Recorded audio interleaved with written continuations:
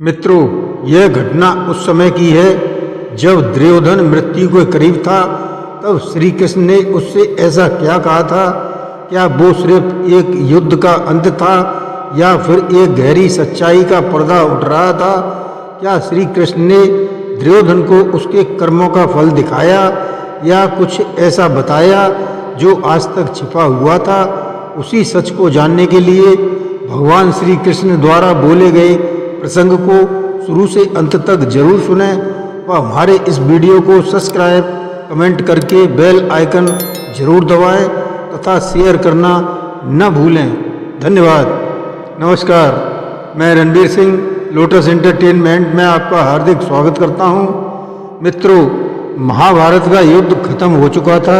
युद्ध भूमि पर खून और धूल के सिवाय कुछ नहीं बचा था, लेकिन एक दृश्य ऐसा था जो उस युद्ध से भी ज्यादा रहस्यमय और चौंकाने वाला था। वह था दुर्योधन का अंतिम समय, जब श्री कृष्ण की उससे हुई आखिरी बातचीत। उस अंतिम क्षण में कृष्ण ने जो कहा वो न सिर्फ दुर्योधन को झकझोर गया बल्कि आज भी हमें सोचने पर मजबूर करता है। भीम की गदा ने जब दुर्योधन की जांघें तोड़ी तो वह चित्कार करता हुआ धरती पर गिर पड़ा, लेकिन उसका अहंकार अब भी जीवित था। वह धरती पर पड़ा करा रहा था और आसमान की ओर देखकर भाग्य को कोस रहा था। सेनाएं लौट चुकी थीं, युद्ध थम चुका था और दुर्योधन का अंत बाकी था। उसी समय श्री कृष्ण वहां पहुंचे, शांत, गंभीर और तेजस्वी। उनकी आंखों में कोई घृणा नहीं थी बल्कि एक गहरा रहस्य था। दुर्योधन ने उन्हें देखा और मुस्कुराया, बोला, मुझे हराने के लिए तुमने अधर्म का सहारा लिया। तभी कृष्ण झुके, दुर्योधन की आंखों में झांका और बोले, क्या सच में तुम्हें लगता है कि यह सिर्फ युद्ध था? कृष्ण धीरे से बोले, दुर्योधन, तूने अभी भी नहीं समझा। ये युद्ध नहीं, तेरे कर्मों का न्याय था। दुर्योधन ने तकलीफ से करवट ली और व्यंग में हंसते हुए कहा, तो क्या पांडवों ने कोई पाप नहीं किया? क्या तुम खुद निष्पक्ष थे? कृष्ण ने शांत स्वर में कहा, मैं समय हूँ, न्याय करता हूँ, पक्ष नहीं लेता, लेकिन जो अधर्म को चुनता है उसका पतन निश्चित होता है। उन्होंने कहा, तेरा जन्म महान कुल में हुआ, शिक्षा भी श्रेष्ठ मिली, पर तूने अपने ही कुल का विनाश कर दिया, लालच, ईर्षा और अहंकार में डूबकर।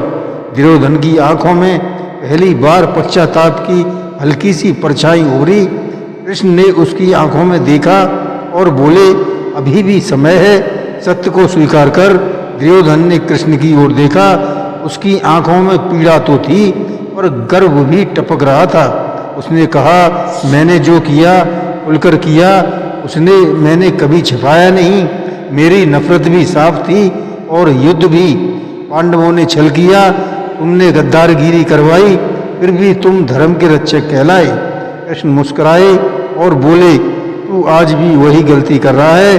तू अपने कर्म को दूसरों से तौल रहा है, पर न्याय व्यक्ति कर्मों से होता है, तुलना से नहीं। दुर्योधन चुप हो गया। पहली बार उसे एहसास हुआ कि उसकी हार सिर्फ युद्ध में नहीं, सोच में हुई है। उसकी आंखें आसमान की ओर उठी, जैसे कोई अनदेखा उत्तर खोज रहा हो। कृष्ण दुर्योधन के पास बैठ गए और बोले, तू जीवन भर शक्ति का अर्थ समझ नहीं पाया। तूने शक्ति को वर्चस्व समझा, दबदबा समझा, पर शक्ति का असली अर्थ तो संयम और धैर्य। जिस दिन तूने द्रौपदी को अपमानित करने का आदेश दिया था, उसी दिन तूने अपने विनाश पर हस्ताक्षर कर दिए थे। एक राजा का धर्म अपने राज्य की स्त्रियों की रक्षा करना होता है, उनका चीरहरण करना नहीं। दुर्योधन अब चुप था, उसका चेहरा तेजहीन हो चुका था। उसने धीमे स्वर में कहा, शायद मैं गलत था, इस युद्ध में तुम्हारा भी तो खेल था। कृष्ण ने उत्तर दिया, मैंने सिर्फ दर्पण दिखाया, चलना तेरी इच्छा थी, अब भोगना भी तुझे ही है। दुर्योधन की सांसें भारी हो रही थी, उसकी आंखों में एक अजीब चमक थी, जैसे अंत समय में उसे अपने जीवन की असली तस्वीर दिखने लगी हो।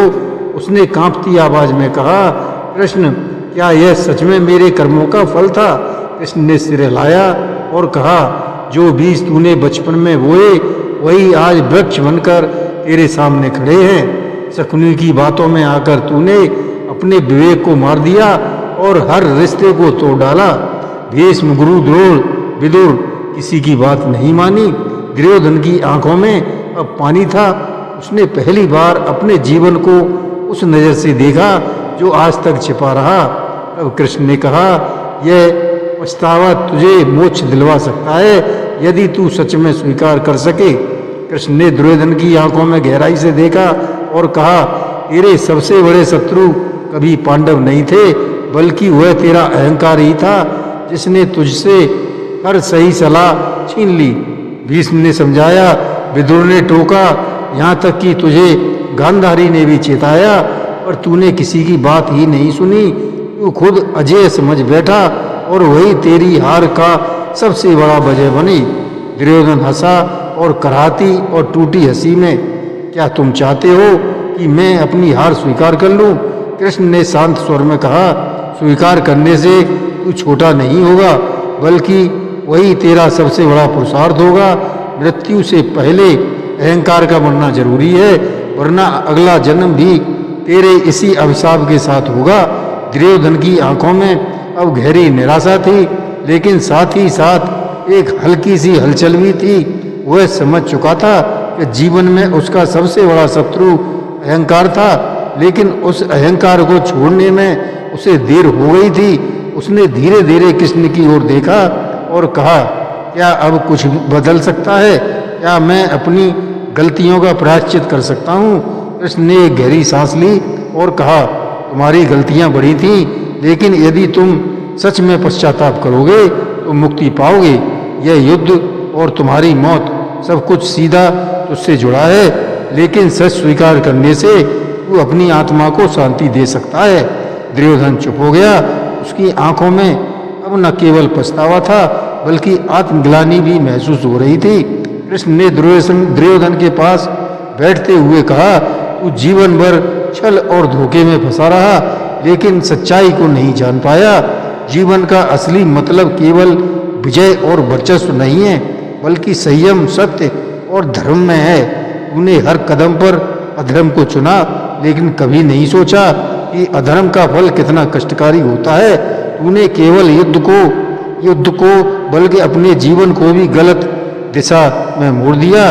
तुझे अब यह समझने का समय है कि सच्ची शक्ति आत्मनियंत्रण में है, और जीवन का सबसे बड़ा पाठ यही है कि हम अपनी गलतियों से सीखें। लेकिन शायद अब देर हो चुकी है, लेकिन यह संदेश आने वाली पीढ़ियों के लिए। कृष्ण की यह बातें दुर्योधन के दिल में घुस गईं।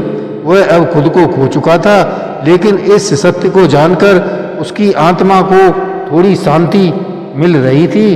कृष्ण ने दुर्योधन की ओर देखा, फिर कहा, गहरी सांस ली। तुम सोच रहे होंगे कि तुम्हारी मौत के समय मैं यहाँ क्यों खड़ा हूँ, और तुम्हें एक रहस्य बताता हूँ। कृष्ण ने दुर्योधन की ओर झुकते हुए कहा, तुम जानते हो तुम्हारी अंत पहले तय था। तुम्हारे कर्मों की सजा पहले से ही लिखी जा चुकी थी, और यह युद्ध सिर्फ एक माध्यम था तुम्हारी आत्मा को समझाने का। दुर्योधन का चेहरा फीका पड़ गया। वह सवाल करते हुए बोला, क्या इसका मतलब है कि मेरी मृत्यु एक पूर्व निर्धारित घटना थी? कृष्ण मुस्कुराए और कहा, हाँ, क्योंकि जब मनुष्य अपने अहंकार और अधर्म में डूब जाता है तो उसकी आत्मा का अंत होना तय है। लेकिन तुमने इस सबक को बहुत देर से सीखा, और यही सबसे बड़ी त्रासदी है। दुर्योधन की मौत के समय कृष्ण ने उसे जो सिखाया वह न केवल उस समय के लिए था, बल्कि हमारे लिए भी एक अमूल्य संदेश है। कृष्ण ने यह स्पष्ट किया है कि हर कर्म का फल मिलता है, और जो अपनी गलतियों को स्वीकार करता है वह सच्ची मुक्ति पा सकता है। अहंकार और अधर्म से भरी जिंदगी अंततः केवल दुख और विनाश की ओर ले जाती है। आज हमारी अपनी जिंदगी में वही गलतियां दोहराते हैं, आंतरिक संघर्ष, गलत फैसले और दूसरों की निंदा। लेकिन अगर हम कृष्ण के शब्दों पर ध्यान दें और जीवन को सदा सत्य, संयम और धर्म की राह पर चलाएं, तो हम दुर्योधन की तरह अपनी भूलों से सीख ले सकते हैं। जय श्री कृष्ण।